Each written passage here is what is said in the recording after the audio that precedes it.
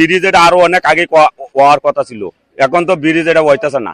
5-7 বছর 10 বছর আগে এটারে ভাঙ্গিয়া নতুন করে মেরামত করার দরকার ছিল। আমাদের সকলের দাবি হলো এটা যেন আবার ঠিক না করে মানে অতি দ্রুত নতুন একটা ব্রিজ করে দেওয়া হয়।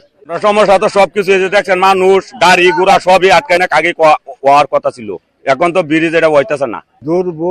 দুর্ভোগের তো শেষ নাই। এই ব্রিজটা আরো অন্তত 5-7 বছর 10 বছর আগে এটারে ভাঙ্গিয়া নতুন করে মেরামত করার দরকার ছিল। এই যে নৌকা যুগে পারাপার, এটাও বিরাট কঠিন।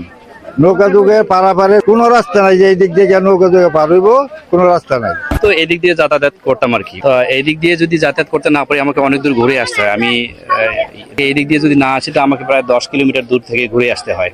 তো এটা তো মানুষের জন্য দুর্ভোগ, আর সময়ও বেশি লাগে, তারপর কষ্ট ও পরিশ্রমও তো বেশি হয়।